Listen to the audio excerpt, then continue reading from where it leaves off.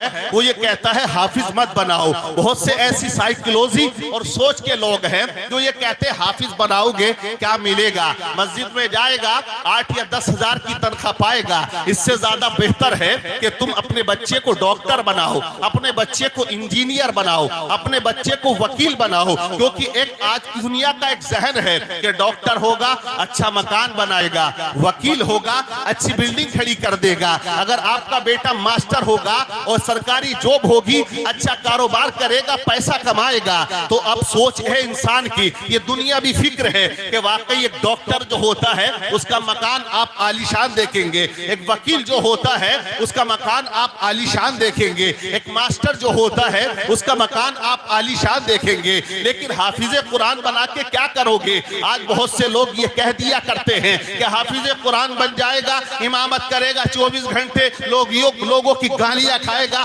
چوراہا چوراہا اس کے بارے میں باتیں کی جائیں گی, اور وہ ایک دن کی چھٹی لے کر آئے گا لیکن دل و دماغ وہی امامت پہ یا مدرسے میں لگا رہے گا. یہ سوچ لوگوں کی بنی ہوئی ہے. لیکن میں آپ کو بتاؤں, یہ آپ سچ کہہ رہے ہیں کہ وکیل مکان بناتا ہے, آپ دیکھیں ایک ڈاکٹر مکان بناتا ہے, لیکن حضرات یہ حافظ قرآن بھی ایک مکان بنائے گا, لیکن وہ مکان یہاں بنے نہ بنے, لیکن حافظ قرآن کے لیے مکان جنت میں بن جائے گا. اللہ کے نبی فرماتے ہیں حافظ قرآن کو حکم دیا جائے گا یا قرآن کی تلاوت کرتا چلا جا اور جنت کے اندر داخل ہوتا چلا جا.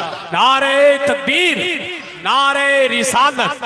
اللہ قرآن میں فرماتا ہے اقرأ بسم ربک الذی خلق, یہ قرآن پاک کی پہلی آیت ہے, مطلب نزول کے اعتبار سے نازل ہونے والی ہے. کون سی؟ یہی آیت جو میں نے تلاوت کی ہے. مطلب کیا ہے؟ پڑھیے اپنے رب کے نام سے جس نے تمہیں پیدا کیا ہے. قرآن نے سب سے پہلے اے مسلمانوں جو حکم دیا وہ پڑھنے کا دیا ہے. نماز کا حکم قرآن نے سب سے پہلے نہیں دیا, زکوٰۃ کا حکم نہیں دیا, حج کرنے کا حکم قرآن نے پہلے نہیں دیا, آپ کو اور دیگر اعمال کرنے کا حکم قرآن نے نہیں دیا. سب سے پہلے حکم دیا ہے تو پڑھنے کا دیا ہے. آخر وجہ کیا ہے, آخر ریزن کیا ہے کہ سب سے پہلے پڑھنے کا حکم ہمیں دیا جا رہا ہے؟ تو اے مسلمانوں اس کا ریزن, اس کی وجہ یہ ہے, اگر آپ نماز پڑھنے چلے جائیں اس انسان کو آپ مسجد میں جا کر کھڑا کر دیں جو کبھی مدرسے نہیں گیا ہے, جو کبھی مسجد نہیں آیا تھا, جو کسی کی تقریر سننے کے لیے وہ مجلس میں نہیں آیا تھا, وہ مدرسے کا منہ اور مدرسے کا چہرہ کبھی نہ دیکھا, آپ اس سے کہیں 4 رکعت ظہر پڑھ کے بتا دے گا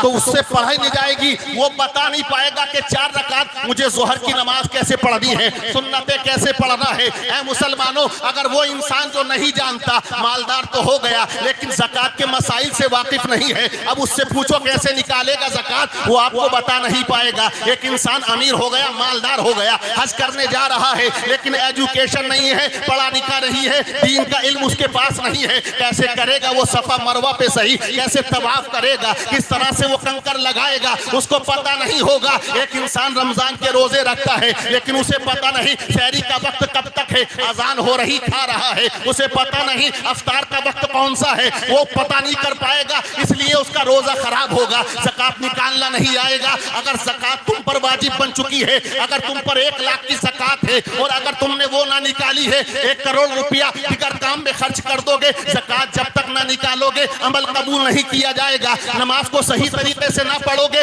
اس وقت تک نماز قبول نہیں ہوگی. نماز میں کیا پڑھنا ہے, کیسے پڑھنا ہے, اسی لیے قرآن نے حکم دیا اقرأ بسم ربک الذی خلق, پڑھو اپنے رب کے نام سے. اب پڑھنے کا حکم ہمیں دیا جاتا ہے, اب مدرسے جا, مدرسے میں جا کر پڑھ, نماز کیسے پڑھی جاتی ہے یہ مدرسے میں ہمیں سکھا دیا. اسی لیے حضور حافظ ملت کا ایک قول ہے, آپ نے فرمایا مسجد بعد میں بنا, مدرسہ پہلے بنا. مدرسہ بنانے کا حکم پہلے کیوں دیا جاتا ہے؟ مدرسہ وہ جگہ ہوتی ہے جہاں ہمیں نماز پڑھنے کا طریقہ سکھایا جاتا ہے, وضو کیسے ہو مدرسے میں بتایا جاتا ہے, اگر غسل فرض ہے کس طرح سے غسل کیا جائے یہ ہمیں مدرسے میں بتایا جاتا ہے, قرآن پاک کی تلاوت صحیح معنی میں کیسے کی جاتی ہے یہ ہمیں مدرسے میں بتایا جاتا ہے, ماں باپ کا مقام کیا ہے, کس طرح ادب و احترام اپنے ماں باپ کا کرنا ہے یہ مدرسے میں بتایا جاتا ہے, زکوٰۃ کیسے نکالنی ہے یہ ہمیں مدرسے میں بتایا جاتا ہے, حج کرنے کے لیے جائے جائے گا, کس طرح سے وہاں ارکانوں کو ادا کرے گا, یہ ہمیں مدرسے میں بتایا جاتا ہے. پڑوسیوں کا کیا حق ہوتا ہے, یہ تمہیں مدرسے میں بتایا جاتا ہے. مسجد کو جانے کا ادب کیا ہے, یہ ہمیں مدرسے میں بتایا جاتا ہے. اگر ہمیں اپنے بڑوں سے بات کرنی ہے تو یہ ہمیں مدرسے میں بتایا جاتا ہے. کس طرح سے ہمیں رشتہ داریوں کو نبھانا ہے, یہ ہمیں مدرسے میں بتایا جاتا ہے. کس طرح سے ہمیں صدقہ کرنا ہے, یہ ہمیں مدرسوں میں بتایا جاتا ہے. تو مدرسہ وہ چیز ہوتی ہے کہ انسان تو ہوتا ہے, لیکن مدرسے میں جانے کے بعد حضرات محترم جب وہ علم دین کو حاصل کیا کرتا ہے اور جب وہ نماز پڑھا کرتا ہے تو علم کی برکت سے اس کے اندر وہ طاقت آ جاتی ہے, وہ قوت آ جاتی ہے, وہ ایمانی نظر پیدا ہو جاتی ہے کہ جب وہ نماز میں کھڑا ہوتا ہے یا تو وہ خدا کو دیکھ رہا ہوتا ہے یا اس کا تصور یہ بن جاتا ہے کہ خدا اسے دیکھ رہا ہوتا ہے. کیا بات ہے. نعرہ تکبیر. اعلی حضرت جشن دستار بندی.